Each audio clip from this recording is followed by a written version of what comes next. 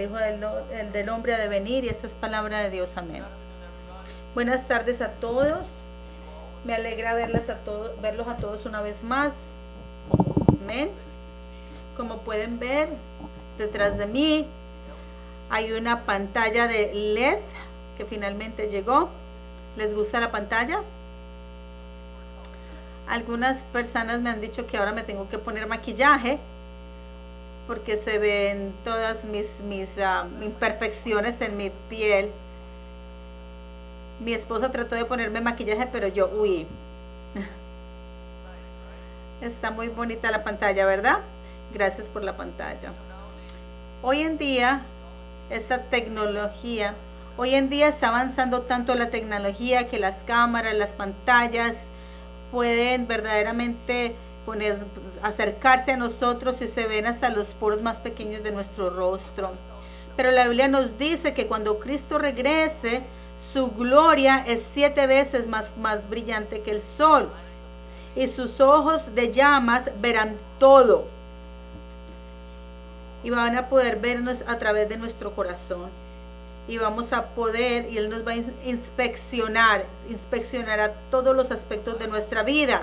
La Biblia compara a los santos, a los creyentes, con su novia, con la novia.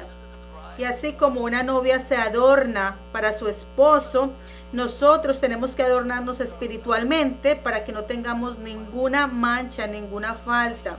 En Apocalipsis 21:2 dice que la nueva Jerusalén descendía del cielo preparada como una novia adornada para su marido. Está hablando del adorno espiritual, no del maquillaje externo. Entonces, cada que venimos al Señor los miércoles o el día del Señor y recibimos la palabra y oramos y alabamos al Señor, le servimos al Señor, la vida de fe es todo este proceso de adorno de la novia. Todas estas cosas son la parte del proceso de adorno de la novia, es lo que estamos haciendo nosotros. Al hacer esto, cuando Cristo regrese, oro que Él nos tenga de cuenta, y nos acepte, y que podamos ser parte de la nueva Jerusalén, viviendo una vida fiel, una vida de fe fiel. Amén. El texto de hoy es la parábola de las 10 vírgenes en Mateo 25. Jesús dijo muchas parábolas, y especialmente dijo muchas parábolas acerca del reino de los cielos, porque el reino de los cielos es algo muy difícil de describir con palabras humanas. Entonces Él usó parábolas para enseñarnos lo que es el cielo. La expresión reino de los cielos en griego es basileia ton uranom. Basileia ton uranom. Literalmente significa el lugar donde el cielo gobierna, o el lugar donde gobierna Dios, o el reino de Dios. En otras palabras, es el lugar donde Dios gobierna. Lo que esa expresión significa es lo siguiente: el cielo está allá, ¿verdad? El cielo es un reino, y en la tierra donde estamos viviendo hay muchos reinos, ¿verdad? Pero lo que Dios está diciendo es que el cielo ahora va a tratar de invadir la tierra para conquistarla, para que el cielo la gobierne, o Dios la gobierne. Entonces las parábolas acerca del reino de los cielos o del reino de Dios, de las cuales habla Jesús, siempre es de cosas aquí en la tierra. El reino de Dios se establecerá aquí en la tierra. Y esto sucederá cuando nuestro novio Jesucristo regrese. Pero hasta entonces el reino no se ha establecido por completo todavía. Todavía está en el proceso de invadir y tomar el control. Entonces es una guerra. Estamos en una guerra espiritual en este momento, y en esta guerra Dios nos ha reclutado a usted y a mí como los espías del cielo, o como sus soldados. Por ejemplo, todos conocemos la historia de Jericó, de cómo Israel conquistó a Jericó bajo el liderazgo de Josué. Y antes de ir a pelear, ¿qué hicieron ellos? Ellos enviaron 2 espías para espiar Jericó. Y las espías fueron y reclutaron a una mujer llamada Rahab que vivía en Jericó. Básicamente le dijeron, mira, vamos a conquistar Jericó. Si tú nos ayudas, vamos a dejar que tú vivas, tú y tu familia vivirán. Y Rahab estuvo de acuerdo. Entonces, desde la perspectiva de Jericó, Rahab es una traidora. Pero desde la perspectiva de Israel, Rahab era un héroe. Por eso es que su nombre fue incluido en la genealogía de Jesús. Entonces, nosotros estamos en la misma situación en este momento. Hay una guerra espiritual, el cielo va a invadir y la Biblia nos dice que el cielo va a ganar y el reino de Dios estará establecido aquí en la tierra. Ahora nosotros somos como Rahab, tenemos que tomar esa decisión de qué lado vamos a estar. El título del mensaje de hoy es Mientras el novio estaba retrasado. Entonces, mientras el novio estaba retrasado, esa es la situación en la que estamos. Somos como Rahab. Ahora, ¿cómo vamos a vivir? Número 1, vamos a ver la interpretación de las parábolas de las 10 vírgenes, de la parábola de las 10 vírgenes. ¿Qué significa esta parábola? Mateo 25:1 comienza con la palabra en inglés entonces, pero no creo que sea una buena traducción. En griego literalmente significa en ese momento, en ese tiempo. Esta parábola comienza con la frase en ese tiempo. Esta frase nos dice que Mateo 25 debe ser leído en conjunto con Mateo 24, porque es continuación del capítulo 24, cuando dice en ese tiempo, está diciendo en aquel tiempo cuando tomó lugar la parábola de Mateo 24, y Mateo 24 habla sobre el tiempo del fin. Todo el libro de Mateo 24 es del tiempo del fin. Los discípulos de Jesús vinieron y le preguntaron a Jesús, ¿cómo va a suceder el tiempo del fin? Y él les explicó todo en Mateo 24. Y luego Mateo 25 comienza diciendo, en ese tiempo 10 vírgenes iban a encontrar al novio. En otras palabras, esta parábola de las 10 vírgenes es una parábola del tiempo del fin, es lo que esto está diciendo.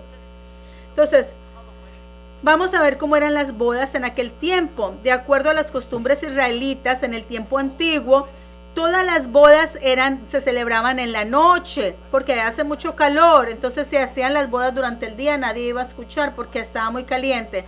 Entonces las fiestas tomaban lugar en la noche. Y estas 10 vírgenes no son la novia, no son 10 novias. ¿Quiénes son estas 10 vírgenes? Son como las damas de honor en este tiempo. Son como las amigas de la novia, las damas de honor. ¿Y qué están haciendo ellas? En el tiempo antiguo en Israel, las bodas, había una casa o un lugar donde tomaba lugar la fiesta. Y la novia estaba allí esperando en aquella casa. Y las amigas de la novia, que son estas 10 vírgenes, ellas van con las lámparas a la calle a esperar por el novio. Y luego el novio viene con las 10 vírgenes esperan por el novio con las lámparas encendidas, y una vez llega el novio, ellas llevan al novio hacia la casa donde se encuentra la novia con las lámparas encendidas. Entonces está todo muy alumbrado y hay mucha festividad, y llegan a la casa, le presentan al novio a la novia. Ya se conocen, pero es parte de la costumbre, y luego tienen la fiesta y tienen la boda. Ahora, una de las cosas que vemos en la historia es que algunas veces, como esto sucede en la noche, a veces entran ladrones y matones a estas fiestas, y como es una boda, hay regalos, hay joyas, entonces los ladrones vienen a robar, y hay veces hasta se robaban la novia. Por eso es que cuando los novios, con todos los invitados llegan, cierran la puerta para que nadie más entre. Y entonces es el trasfondo que necesitamos entender. Así eran las fiestas en aquel tiempo. Entonces en el versículo 1 dice que las 10 vírgenes salieron a recibir al esposo. La palabra a recibir escuimpentesis en griego.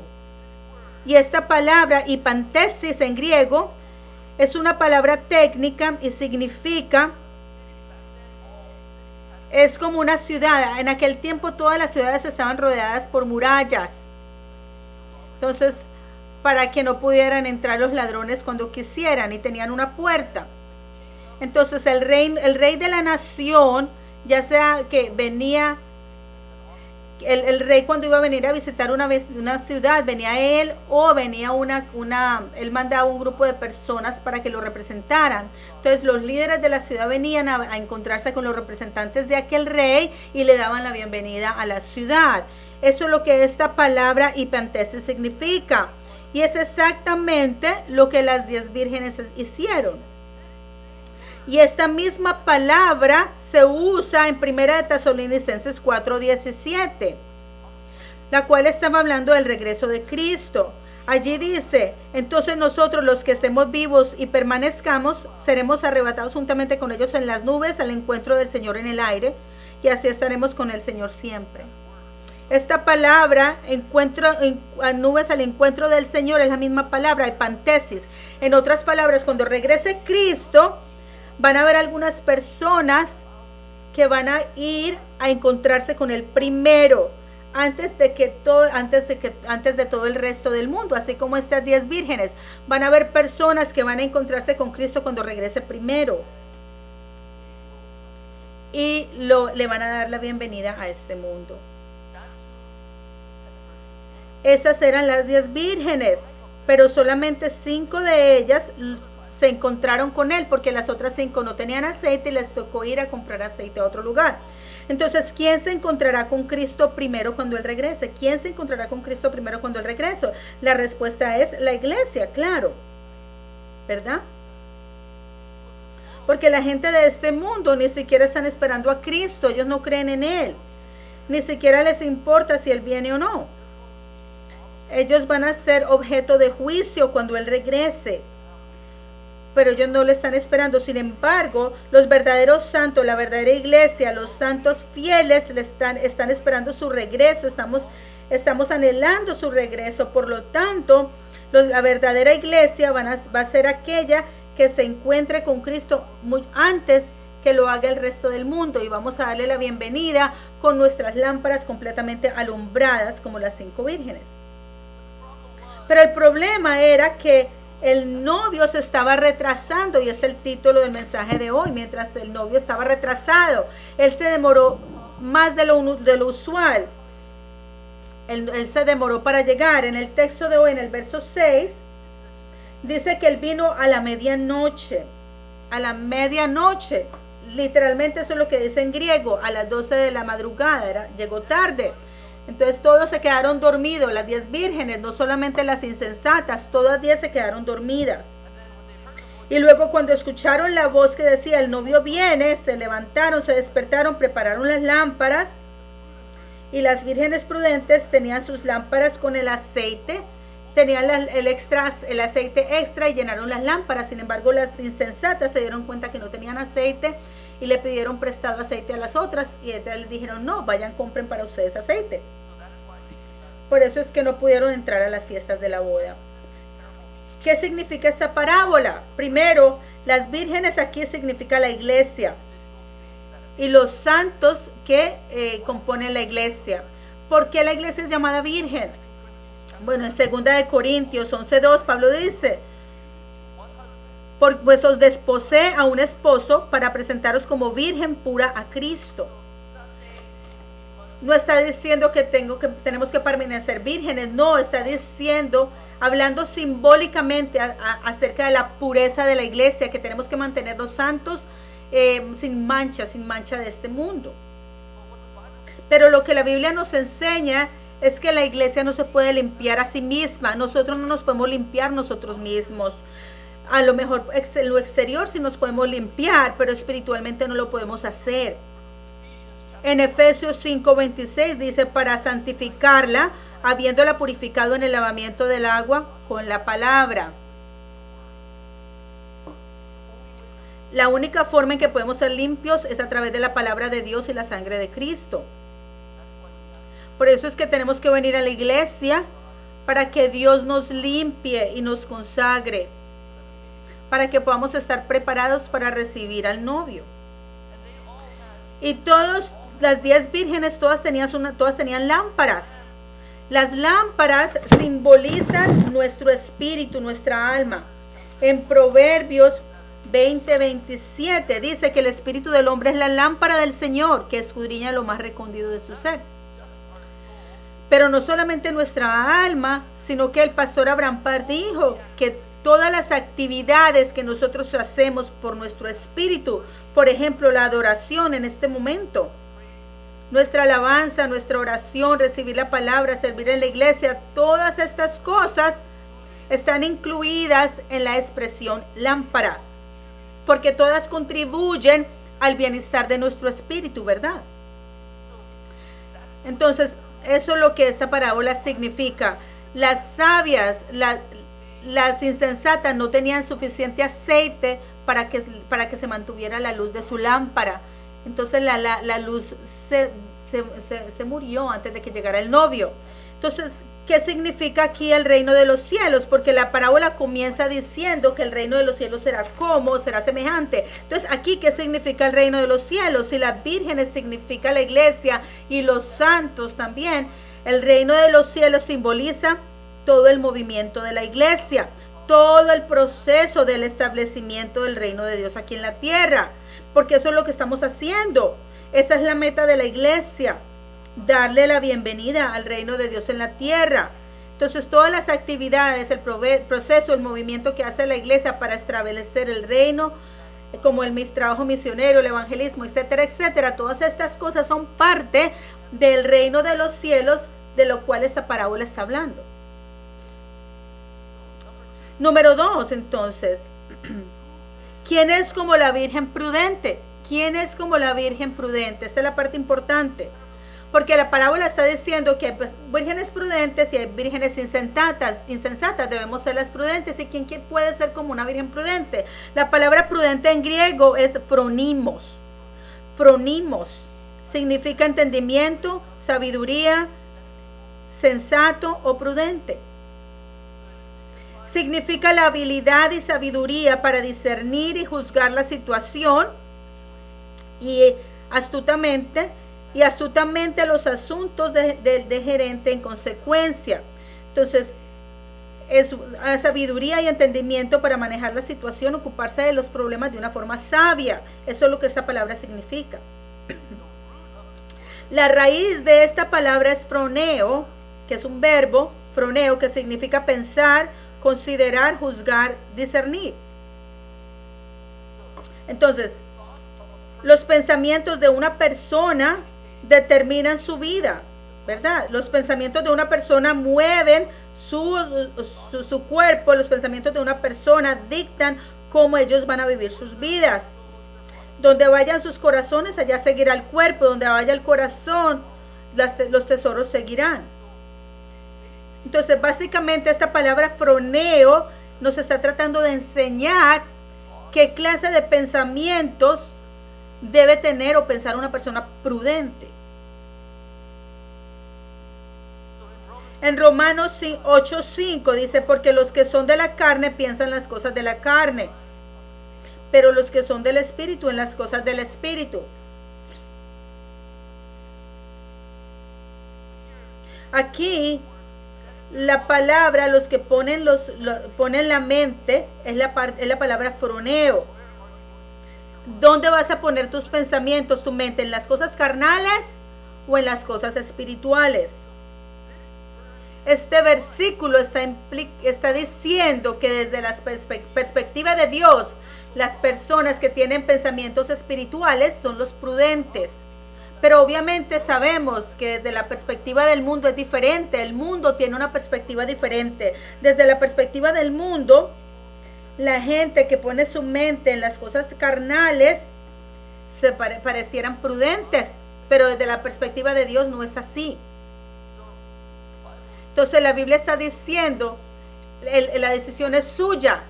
¿Quieres ser considerado prudente por Dios o quieres ser considerado prudente por el mundo? Y continúa en Romanos 8 del 6 al 7 diciendo, porque la mente puesta en la carne es muerte, pero la mente puesta en el espíritu es vida y paz. Porque la mente puesta en la carne es enemigo de Dios, porque no se sujeta a la ley de Dios, porque ni siquiera puede hacerlo. ¿Sí ven? La mente que es froneo, las cosas carnales, es enemiga de Dios, se convierte en enemiga de Dios. Por lo tanto, Dios obviamente va a decir, esas personas son insensatas. Entonces, ¿de qué lado estoy? ¿Dónde estoy poniendo mi mente? ¿Qué pensamientos estoy teniendo? ¿Dónde está mi corazón? ¿De qué lado estoy? Como les dije antes, el reino de los cielos es como una guerra que hay en este momento. Y cuando pensamos en Rahab, ella era una ciudadana de Jericó, ella vivía en Jericó, ese era su hogar, su casa. Pero luego llegaron estos dos espías y le dijeron, mira, si tú quieres vivir nos tienes que ayudar. Entonces ahora tiene que tomar una decisión, Rahab tenía que tomar una decisión. Jericó era conocido como una fortaleza que nadie podía destruir, nadie podía pasar. Pero yo había estado escuchando de los judíos, de los israelitas que venían del desierto, y ella escuchó historias de que ellos habían derrotado a otros reyes, de que ellos habían derrotado a todos aquellos reyes. Y ella pensaba y decía, bueno, a lo mejor Dios ya está con ellos, y ella tomó la decisión correcta, ¿verdad? Ella dijo, no, yo voy a estar del lado de Israel. Entonces esa es la decisión que tenemos que tomar hoy también. ¿De qué lado estoy? Claro, estamos aquí en la iglesia y a lo mejor todos podamos decir, oh, sí, estoy del lado de Dios. Bueno, sí, a lo mejor sí, pero no es así de simple. Porque a lo mejor queremos estar del lado de Dios, pero Satanás nos puede engañar y hacernos pensar que estamos del lado de Dios, pero no lo estamos. Y un ejemplo de eso fue Pedro. En Mateo 16, 23, el trasfondo de este versículo es, esta es la parte donde cuando Jesús pregunta y le dice a los discípulos, ¿quién dice la gente que soy yo? Y unos dijeron, la gente dice que tú eres profeta. Y Jesús le preguntó a los discípulos, ¿quién dice ustedes que soy yo? Y esa es la confesión famosa de Pedro que dijo, tú eres el Hijo del Dios viviente, el Cristo, el Mesías. Y Jesús estuvo tan feliz de recibir esa respuesta de Pedro, que lo alabó. Y luego Dios le dice, como tú dijiste esta confesión, yo le voy a decir un secreto que nunca le había dicho. Y esta fue la primera vez que Jesús dijo, cuando yo llegue a Jerusalén me van a arrestar, me van a azotar, voy a morir en la cruz y resucitaré el tercer día. Es primera vez que Jesús les decía esto. ¿Y qué dijo Pedro? ¿Cuál fuera la respuesta de Pedro? Pedro le dijo, no, que eso nunca te suceda, no permitiremos que eso te suceda. Hay 12 aquí, habemos 12 aquí, te vamos a proteger, nunca morirás. Es cuando Jesús le dijo en Mateo 16, 23, Jesús se volvió y le dijo a Pedro, quítate delante de mí, Satanás, eres una piedra de tropiezo para mí, porque no estás pensando en los intereses de Dios, sino en los del hombre. ¿Sí ven? La palabra dijo, porque no estás poniendo tus pensamientos, es la palabra froneo. Pedro dijo esto porque le importaba a Jesús, porque quería protegerlo. Pero Jesús le dijo, no, eso no es la voluntad de Dios. Tú no estás siendo prudente, estás siendo insensato. Entonces Jesús lo regañó y lo llamó Satanás. Por eso es que necesitamos vivir esta vida de fe para recibir la palabra, para que podamos entender cuál es la voluntad de Dios. Luego vamos a poder estar del lado de Dios y vamos a poder ser los prudentes. Entonces, desde la perspectiva de Dios, una persona prudente es alguien que está del lado de Dios y alguien que siempre está pensando en las cosas celestiales. Una persona prudente es alguien que está del lado de Dios y pensando en las cosas celestiales. En Colosenses 3:2 dice, pon tu mente en las cosas de arriba, no en las cosas de la tierra. Las cosas de arriba son las cosas celestiales, ¿verdad? Las cosas espirituales. Y las cosas de abajo son las cosas de la tierra, las cosas humanas. Entonces, ¿cuáles son las cosas en la tierra? En Lucas 17, del 26 al 30, habla de los días de Noé y los días de Lot. Y habla lo que son esas cosas terrenales. Dice, durante los días de Noé, la gente del mundo, ¿qué estaban haciendo? Estaban comiendo, bebiendo, casándose y dándose en matrimonio. Hasta el día en que vino el diluvio y todos murieron. Y luego dice Jesús, durante los días de Lot, estaban haciendo cosas carnales, comiendo, bebiendo, comprando, vendiendo, plantando, edificando. Pero el día que Lot salió de Sodoma, llovió fuego y azufre del cielo y los destruyó a todos. ¿Cuáles son esas cosas terrenales? Comiendo, bebiendo, casándose, plantando, edificando. Estas son cosas que todos hacemos. Todos tenemos que hacer esto para vivir, ¿verdad? Entonces, ¿qué está diciendo Jesús? ¿Estará diciendo que no comamos? ¿Será que tenemos que ayunar todos los días? Lo que Él está diciendo es que nuestros cuerpos viven aquí en la tierra. Los miembros de nuestra tierra tienen que hacer estas cosas para sobrevivir en la tierra. Sin embargo, nuestras mentes, nuestros corazones, nuestras almas y nuestros pensamientos deben estar mirando hacia el cielo. Y deben estar poniendo la mente en las cosas del cielo, las cosas espirituales. En otras palabras, busca primero el reino de Dios y su justicia.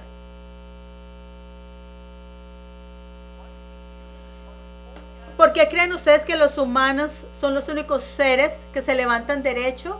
Que están levantados así, parados derecho, la cabeza está arriba y no estamos mirando hacia abajo, sino que podemos mirar hacia arriba. ¿Por qué Dios nos creó de esta forma? Él nos está diciendo que miremos arriba, que nuestra cabeza debe estar mirando arriba, aunque nuestros pies estén tocando la tierra. Por eso es que somos los únicos seres que tenemos la imagen de Dios. Pero lo opuesto del ser humano en el reino animal es que animal es la serpiente, ¿verdad? ¿Por qué?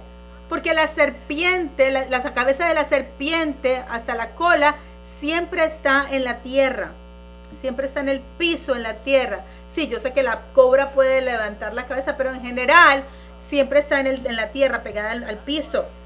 Por eso es que la Biblia usa la serpiente como un símbolo de todo lo que se opone a Dios, como un enemigo de Dios. Pero nosotros podemos mirar hacia arriba. Él nos hizo de esta forma para que nuestras mentes siempre estén allá arriba. En Filipenses 2:5 dice, tengan en ustedes esta actitud que también fue en Cristo Jesús. ¿Sí ve? Ese es el corazón de Cristo. Aunque Él estaba viviendo en la tierra, aquí, que Él estaba aquí, sus pensamientos siempre estaban con Dios. Entonces, las vírgenes prudentes son las personas que conocen y creen que el mundo espiritual es la prioridad de nuestras vidas. ¿Ok? Que el mundo espiritual es lo más importante en nuestras vidas. Que ese debe ser lo primero que debemos buscar. Y esa clase de personas saben lo importante que es tener aceite espiritual. Para que no nos sequemos, para que las lámparas de nuestra alma nunca se apaguen. Pero las insensatas, no, es para ellas eso no fue su prioridad. En el versículo 8 dice, danos aceite. Lo que este versículo me está diciendo es que ellos tomaron la vida espiritual a la ligera. Ellos dijeron, bueno, si se me acaba el aceite, yo pido prestado, lo que sea, o lo ordenaré por Amazon. Pero esa clase de aceite, con esa clase de aceite uno no puede hacer uno no lo puede conseguir de otra persona, no lo puedo transferir a otra persona. No importa cuánto dinero usted le dé a una persona, no funciona de esa forma. Esto es algo que cada persona tiene que hacer por ellos mismos. No importa cuánto rico usted, qué tan rico usted sea, no puede conseguir ese aceite con dinero. O a lo mejor usted diga, no, mi mamá era una anciana de la iglesia que estableció muchas iglesias, ella era una mujer de oración, oraba muchas horas al día, ella me dará algo de su aceite. No, así no funciona. Usted tiene que conseguir el aceite por usted mismo. Estas vírgenes insensatas tomaron esto muy a la ligera. Pensaban, cuando yo muera voy para el cielo. Me ocuparé de eso más tarde. O me preocuparé por esas cosas más tarde. Pero lo que la Biblia dice es que esto es lo más importante de su vida, es más importante que todo el mundo. En Mateo 16:26, Jesús dijo, porque de qué le aprovecha a un hombre si se gana todo el mundo, pero pierde su alma.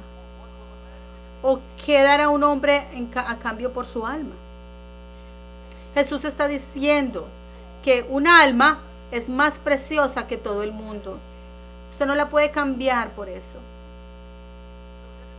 Entonces, si alguien le ofrece billones de dólares por su alma, ¿usted tomaría ese dinero? Algunos de ustedes a lo mejor lo considerarían. Si le ofrecieran, si le ofrecieran el dinero que tiene Jeff Bezos, ¿sería eso suficiente por su alma? Entonces, especialmente mientras que se retrasaba el novio, necesitamos preparar el aceite. Necesitamos ocuparnos de nuestra alma, ¿verdad? Nuestra prioridad en la vida debe ser esa. Pero muchas de las vírgenes insensatas no hacen eso. También a lo mejor piensas, el novio se está retrasando, quiere decir que tenemos más tiempo para divertirnos, porque se está demorando. ¿Será eso lo que significa esto? Y eso es lo que en Mateo 24, del 48 al 49 dice, si ese siervo malvado dice, mi amo no va a llegar en mucho tiempo, y empieza a azotar a los esclavos y a beber y a tomar. Eso es lo que mucha gente de este mundo dice. Bueno, si Cristo se está demorando para llegar, eso es bueno para nosotros, vamos a divertirnos, no nos tenemos que preocupar de nada. Pero de hecho no, lo que eso significa es que si Él se está retrasando, tenemos que preparar más aceite, porque el punto es que necesitamos suficiente aceite para que se mantenga la lámpara encendida hasta que Él llegue. Entonces, entre más Él se atrase, más tenemos que prepararnos, más tenemos que trabajar por aceite para que la lámpara no se apague hasta el día que Él llegue. En conclusión, la iglesia prudente del tiempo del fin es una iglesia que está alerta y preparada. ¿Okay? En pocas palabras, la iglesia prudente es la iglesia que tiene la palabra de Dios. Es una iglesia que no ha cambiado la palabra por algo del mundo, no se ha comprometido, sino que ha guardado la palabra. No ha dado la palabra a cambio de otras cosas del mundo. No se ha comprometido con el mundo. Y hoy en día muchas iglesias han cambiado la palabra de Dios para poder tener un crecimiento exterior. Tener avivamiento y crecimiento es importante, pero no debemos de prestar demasiada importancia al número de miembros y así comprometer la palabra. No, eso no es lo que Dios quiere. Tenemos que juntar a los creyentes que están interesados en la palabra como las vírgenes prudentes, para que todos aquí sean como las vírgenes prudentes. El movimiento de la iglesia no debe ser, a esa persona no le gusta la palabra, pero quieren venir para divertirse y socializar. Ok, entonces deshagámonos de la palabra para que las personas se sientan cómodas. No, así no debe ser la iglesia. Aquí, nuestra alma es la prioridad. Ocuparnos de nuestra alma es la prioridad, nuestro espíritu, para que las lámparas de nuestra alma no se apaguen hasta el día que llegue Jesús. Jesús preguntó en Lucas 18, 18:8. Encontraré fe cuando regrese. Encontraré fe en la tierra cuando regrese. ¿Habrá fe en la tierra cuando Cristo regrese? Necesitamos tomar esta palabra en nuestro corazón, llevarla a nuestro corazón. Ocuparnos de nuestra alma es nuestra prioridad. Entonces, todos los días, eso es lo que debemos que estar pensando. Ahí deben de estar nuestros pensamientos, aunque nuestros cuerpos tengan que ir a trabajar y hacer las cosas como ir a la escuela, ocuparse del trabajo de la casa, lo que sea. Nuestra alma debe estar siempre mirando hacia arriba. Entonces, en conclusión, leamos tercera de Juan 2. Tercera de Juan 2. Está en la pantalla. Todos al mismo tiempo. Amado, oro para que en todos los aspectos puedas prosperar y gozar de buena salud, así como prospera tu alma. Amén. ¿Sí ven? ¿Qué dice aquí? Que si su alma prospera, entonces tú vas a prosperar en todos los aspectos de tu vida. Quiere decir que todo en tu vida, cuando tu alma prospera, entonces todo va a llegar, todo se va poniendo en su lugar. Así como dijo Jesús, busca primero el reino de su justicia y todas las cosas os vendrán por añadidura. Todas estas cosas, si usted lee todo el capítulo, está hablando de lo que vamos a comer, que nos vamos a vestir, etcétera, etcétera. Entonces, cuando nuestra alma prospera, todo prospera. Por favor, recuerden eso. Amén. Oremos. Padre Celestial, te damos muchas gracias por tus bendiciones y por tu gracia, por tu misericordia sobre nuestras vidas. Como tú nos has llamado a tu casa para recibir esta palabra, ayúdanos a verdaderamente llevar esta palabra a nuestro corazón y que podamos vivir una vida enfocada en ocuparnos de nuestra alma como nuestra prioridad. Que nuestros corazones siempre esté puesto en las cosas celestiales para que podamos estar al tanto de lo que es bueno de acuerdo a tu voluntad y podamos caminar en nuestra vida de acuerdo a tu palabra. Y al hacer esto, que podamos experimentar prosperidad en todos los aspectos de nuestra vida, y que nos vaya bien para que podamos verdaderamente glorificarte con esas bendiciones. Padre Dios, ayúdanos a verdaderamente aferrarnos a lo que es importante, porque muchas veces el mundo trata de engañarnos diciéndonos que las cosas terrenales, las cosas carnales son más importantes. Oro que tengamos sabiduría y que seamos prudentes para conocer, para discernir y para darnos cuenta lo que es verdaderamente importante de acuerdo a Dios, y que podamos aferrarnos de eso primero, que seamos personas que buscan tu reino y tu justicia primero, para que todo lo que se necesita sea proveído por ti, Señor. Te damos gracias por todo lo que nos has dado, y en este momento queremos darte una pequeña porción de nuestro agradecimiento a ti a través de esta ofrenda, que te glorifique y que sea usada para tu reino y para esta iglesia y para tu gloria, y que abra las ventanas de los cielos y derrama bendiciones sobre todos aquellos que están dando en este momento. Te damos gracias por todo y oramos todo esto en el nombre de Jesús. Amén. Démosle gloria a Dios con nuestro aplauso. Vamos al himno.